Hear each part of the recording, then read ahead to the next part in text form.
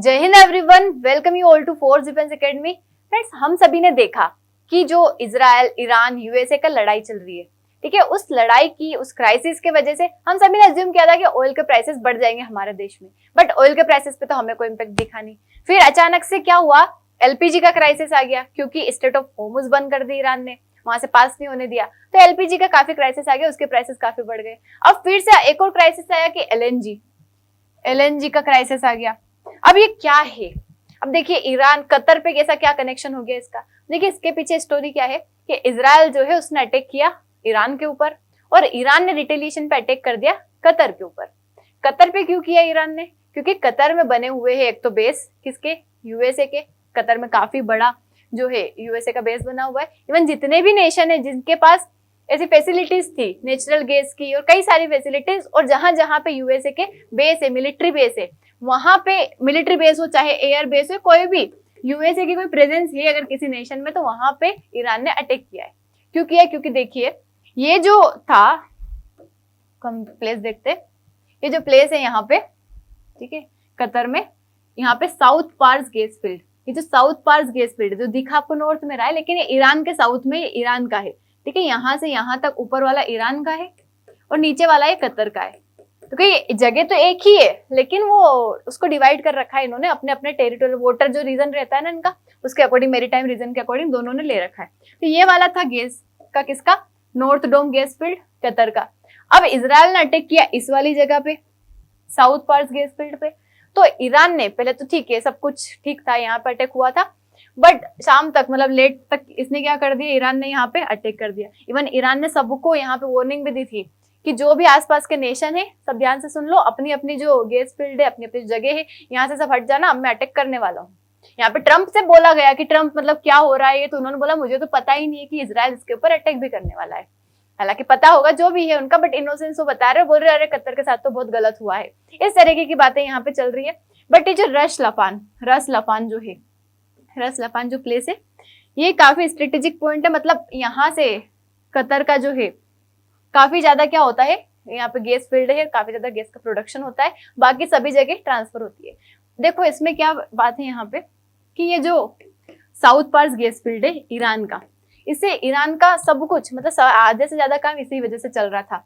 इस जगह पे इतना ज्यादा गैस का है कि मतलब पूरे वर्ल्ड का कई टाइम तक, मतलब 13 साल तक पूरे वर्ल्ड को ये पहुंचा सकते, इतना बड़ा रिजर्व है ये, ठीक है, इस जगह पे। मतलब इतने बड़े पे अटैक किया है, तो अब सोचो कितना बड़ा नुकसान होगा पूरे वर्ल्ड में।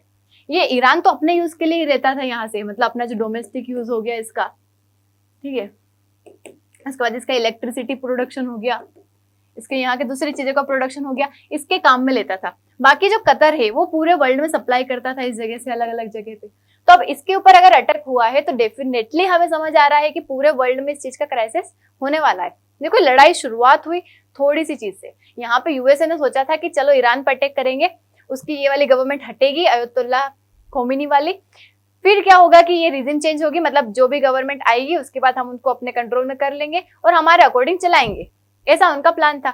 ऐसा कुछ हुआ नहीं। इतना उन्होंने अटैक किया, वहां के लीडर्स पर अटैक किया, हर जगह पे उन्होंने अटैक किया, कोशिश की कि हम जैसे तैसे यहाँ पे अपना वर्चस्व फैलाएं, लेकिन वो हो नहीं पाया। अभी तक ईरान क्या कर रहा है, उसको काउंटर कर रहा है। और अभी न्यूज आई है कि ईरान ने इंडियन ओशियन तक अटैक कर दिया है, ठीक है। इंडियन ओशियन में भी जो यूएस और यूके के मिलिट्री बेस है, हमने पढ़ा है चागोस आइलैंड वाला, जब हमने कॉन्सेप्ट पढ़ा था उसमें हमने देखा था कि चागोस आइलैंड जो है, वहां पे डियागो गार्सिया नाम का एक आइलैंड है, डियागो गार्सिया, जो कि यूएस और यूके का मिलिट्री बेस है। तो सोचो, अभी तक किसी को पता नहीं था कि ईरान के पास इतनी भी कैपेबिलिटी है।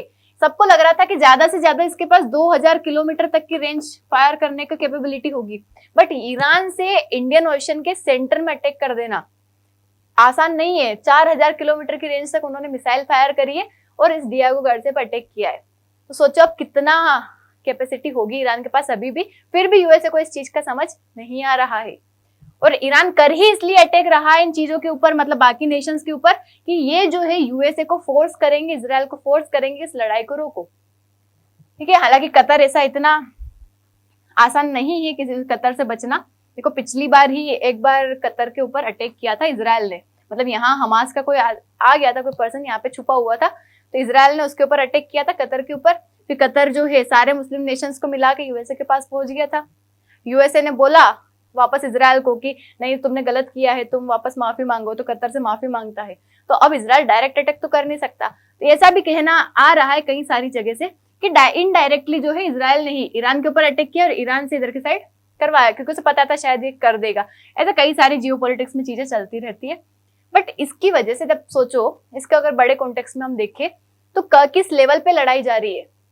मतलब हमने सोचा चल 3 नेशन 2 नेशन, पूरा पूरा मिडिल ईस्ट हो गया, मिडिल ईस्ट के साथ साथ ये पूरे पर्शियन गल्फ में जो नेशन है वो सारे इंक्लूड हो गए, मतलब वो सारे ही है इसके अंदर। स्ट्रेट ऑफ हॉर्मुज ब्लॉकेड होने की वजह से काफी ज्यादा ट्रेड रुक गया, और सबको एक चीज दिख रहा है यहाँ पे। क्या चीज दिख रही है? कि ऑयल का सप्लाई बंद हो गया, गैस का सप्लाई बंद हो गया। बट ये भी तो सोचो तुम लोग कि इधर से भी तो आ रहा होगा ना कोई सामान इधर की साइड। ऐसा तो है नहीं सब इधर से ही जा रहे थे, उधर से भी तो आते हैं ना कोई सारे। हमारे इंडिया से जो सप्लाई होता है, हमारे इंडिया का जो एक्सपोर्ट होता है, जिसमें वेजिटेबल्स हो गए, जो एग्रीकल्चर प्रोडक्ट्स है, वेजिटेबल्स हो गए, फ्रूट्स हो गए, इनका क्या, ये तो इतने पेरिशेबल गुड्स है कि कुछ टाइम में, इनका ज्यादा टाइम नहीं रख सकते इनको, ये तो खराब हो जाएंगे, सड़ जाएंगे, इनको फेंकना ही पड़ेगा। तो उन फार्मर्स का क्या, जो ये इनका प्रोडक्शन करके यहाँ पे सप्लाई कर रहे हैं, उनकी इनकम ही इस चीज से चल रही है। उनकी तो इनकम ही खत्म हो गई ना, उस चीज की कोई बात ही नहीं कर रहा है। पर सबको ये दिख रहा है कि हाँ इधर से आ रहा है वो बंद हो गया, इधर से आ रहा है वो बंद हो गया। ये भी एक यहाँ पे जिसको सबको ध्यान देना चाहिए कि उधर से भी तो चीजें आ रही होगी। इंडिया भी तो इधर एक्सपोर्ट कर रहा था कई सारे नेशन को, इंडिया सिर्फ लेता ही थोड़ी, देता भी है कई सारे नेशन को। तो ये सारी चीजें यहाँ पे चल रही है, इसी से रिलेटेड क्राइसिस है। अब इसमें इंडिया के ऊपर भी बड़ा कंसर्न बन जाता है। क्यों? क्योंकि जो कतर है काफी ज्यादा एलएनजी का सप्लाई करता है इंडिया को। अच्छा, कई लोगों को कंफ्यूजन होगा ये एलएनजी क्या होता है, तो देखो इसको भी हम समझ लेते हैं। हमें पता है एनजी क्या होता है, नेचुरल गैस होता है, हम लोगों ने पढ़ा है।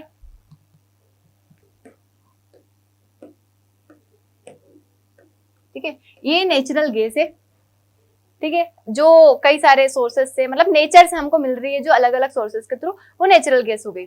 अब इसी नेचुरल गैस को अगर आप बहुत ज्यादा कंप्रेस करके किसी कंटेनर में भर रहे हो तो वो क्या बन जाएगी? Compressed natural gas. ठीक है, कहाँ क्या बन जाएगी वो? Compressed natural gas.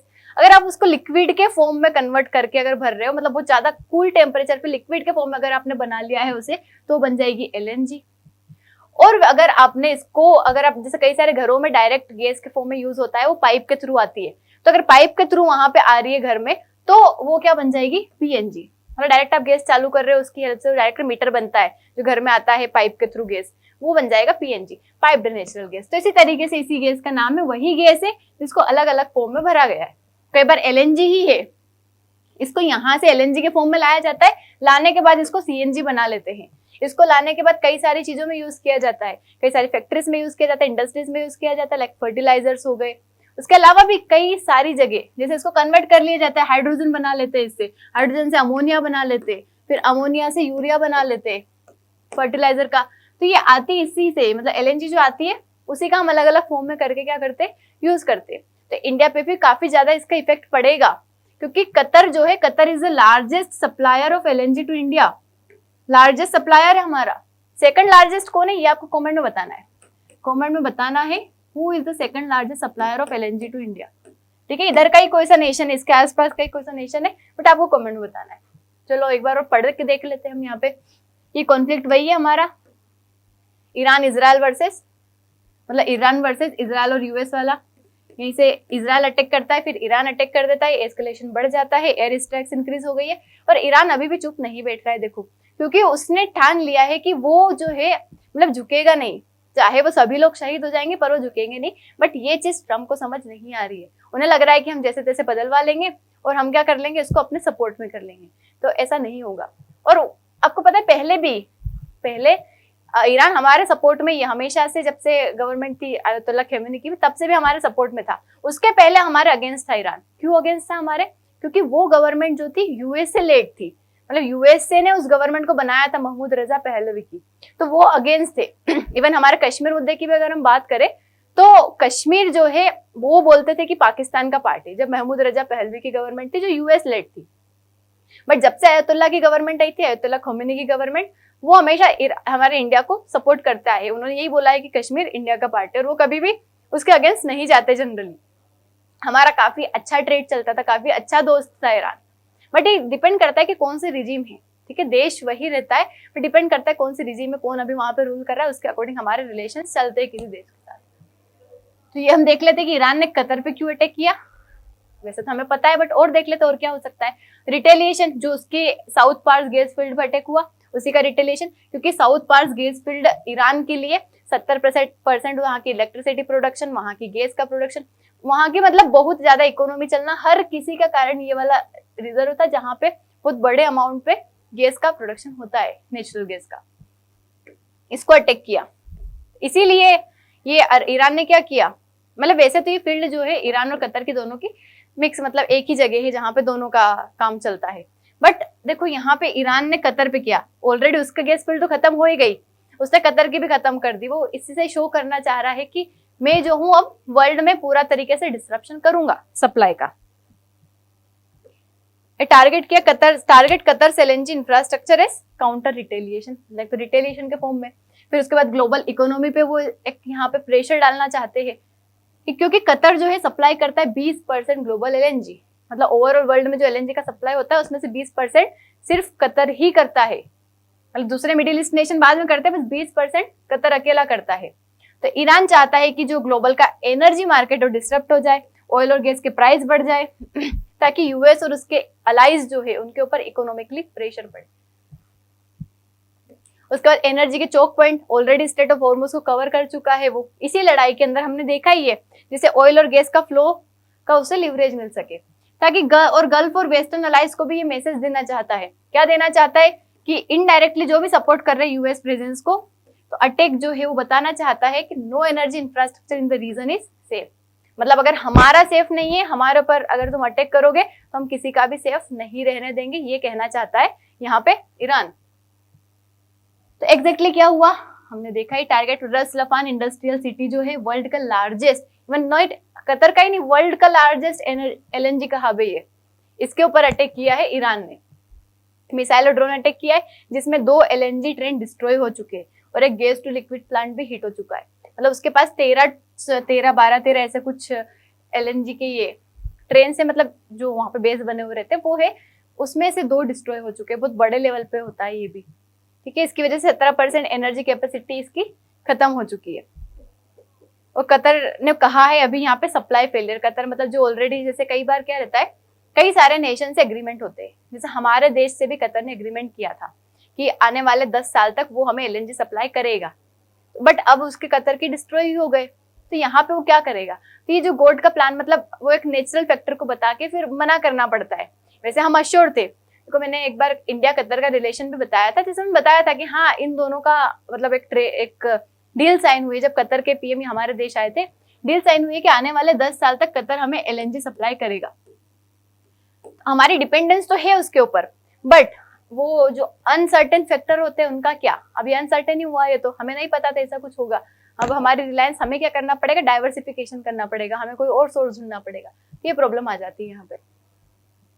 तो अब इसकी एनर्जी पे क्या इम्पैक्ट हुआ, देखो इसकी वजह से कतर का मतलब छोटा मोटा लॉस नहीं हुआ है, ये जो लॉस हुआ है इसकी वजह से आने वाले 4 से 5 साल लग जाएंगे उसे उसको रिपेयर करने में, मतलब जो भी डिस्ट्रक्शन हुआ है ना उसको 3 से 5 साल। अब सोचो गैस, नेचुरल गैस ऑलरेडी वो आग प्रोड्यूस करेगी, मानो वहां पे अटैक भी हुआ है तो एक के साथ पूरी चीजें फट के खत्म हो जाएगी, वो पूरी जगह भी खत्म हो जाएगी, 3 से 5 साल उसको रिपेयर करने में लगेंगे।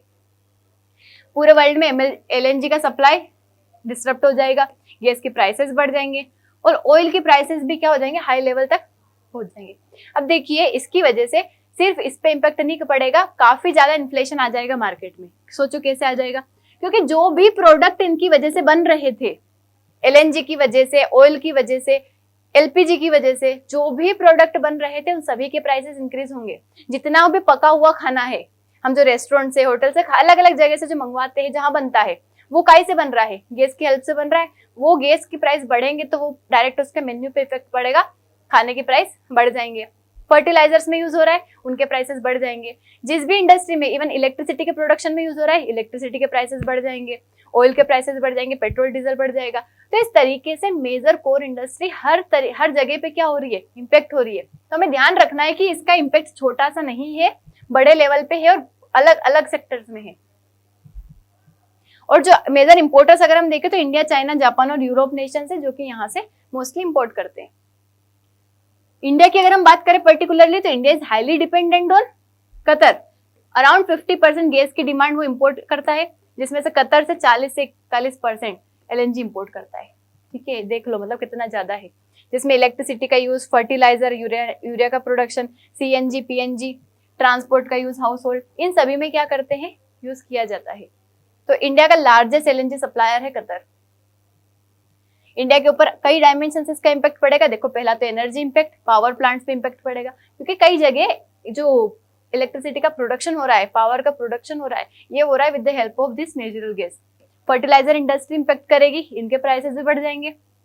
जो गैस डिस्ट्रीब्यूशन है सिटी में, वो भी इम्पैक्ट करेगा, क्योंकि सब जगह जो पाइप्ड नेचुरल गैस का यूज हो रहा है वो इम्पैक्ट करेगा। गाड़ियों में यूज हो रहा है, CNG की गाड़ियां चल रही है, इकोनॉमिकली इम्पैक्ट होगा, प्राइस बढ़ जाएंगे। हम वही जो बताया आपको, इंपोर्ट बिल बढ़ जाएगा हमारा, रुपये के ऊपर प्रेशर पड़ेगा। इसके साथ ही LNG, CNG के हाउस होल्ड एक्सपेंसेस, अब क्योंकि देखो घर में लोगों की इनकम तो वही है, इसके बढ़ने की वजह से लोगों की इनकम तो नहीं बढ़ेगी, बट खर्चे क्या हो जाएंगे, बढ़ जाएंगे। इंडस्ट्रियल इम्पैक्ट, जैसे कई सारे लोग टिफिन लगा के खाना खाते हैं, कई सारे मतलब रेस्टोरेंट से खाना खाते हैं, वो भी प्राइसेस बढ़ जाएंगे सब चीज के। उसके बाद जो आप पैक्ड फूड भी खाते हो, तो वो भी बना तो कहीं ना कहीं मतलब उससे ही होगा ना, गैस का यूज करके ही हुआ होगा, कहीं ना कहीं फ्राई हुआ होगा, तो उससे भी उन पे इम्पैक्ट पड़ेगा, प्राइसेस बढ़ेंगे। उसके बाद कई सारी industries like steel, chemicals, manufacturing, ये भी इम्पैक्ट करेंगे। और लॉन्ग टर्म देखे तो इंडिया की एनर्जी वल्नरेबिलिटी यहाँ पे दिखती है, ओवर डिपेंडेंस दिखता है कि हम ज्यादा ही डिपेंडेंट है गल्फ रीजन पे। अगर नहीं होते तो हमारे ऊपर कोई इफेक्ट ही नहीं होता। जैसे ऑयल का हमारे देश पे नहीं हुआ, हमें एक्सपेक्टेड था कि शायद ऑयल के बहुत ज्यादा प्राइसेस हो जाएंगे, ऑयल गया है बहुत ऊपर तक, मतलब $118 बैरल पर डॉलर हो गया है।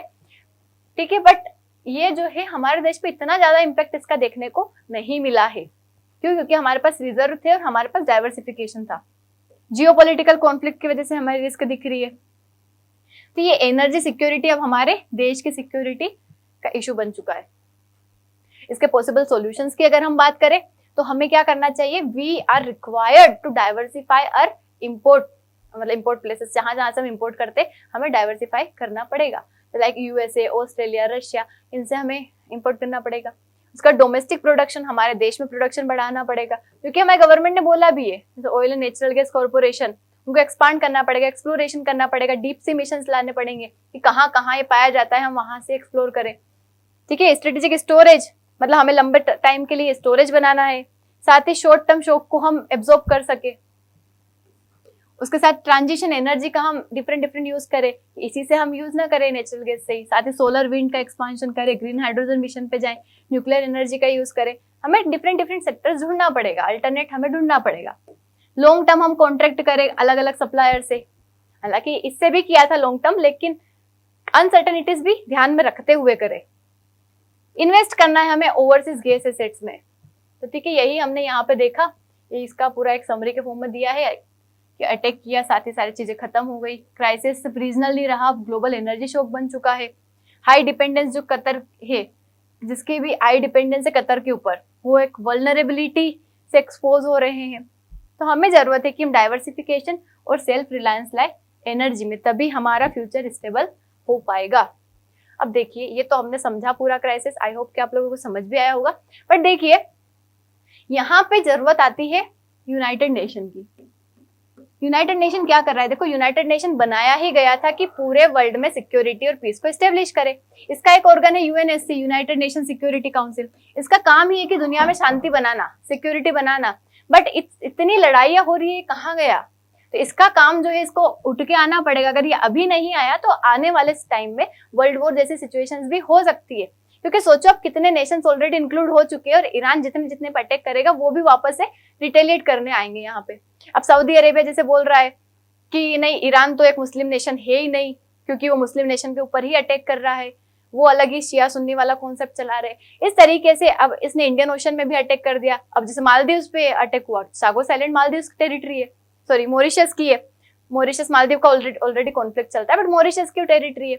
अब वो वहां से कुछ ना कुछ करेगा ईरान के अगेंस्ट। तो इस तरीके से ये जो वॉर है, ये जो कॉन्फ्लिक्ट है, अलग अलग जगह फैल रहा है। तो यहाँ पे रिक्वायरमेंट आती है इनकी, ये कहाँ गए, इनको आना चाहिए यहाँ पे एक्शन लेना चाहिए, वर्ल्ड में पीस इस्टेब्लिश करना चाहिए, वरना बड़े लेवल पे हुआ तो पूरे वर्ल्ड को इम्पेक्ट करेगा, क्योंकि हम ग्लोबलाइजेशन के एरा में रह रहे हैं। यहाँ पे कहीं भी कुछ भी होता है तो पूरे वर्ल्ड में इम्पेक्ट होता है, ये हमें भी पता है। यही है इसके बारे में। आई होप आप लोगों को समझ आया, अच्छा लगा तो लाइक शेयर सब्सक्राइब जरूर करना है।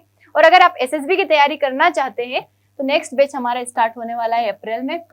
तो आप दिए हुए नंबर पे कांटेक्ट करके इसकी और ज्यादा डिटेल ले सकते हैं। 15 डेज का बैच रहता है जिसमें आपको हर चीज की तैयारी करवाई जाती है एसएसबी रिलेटेड।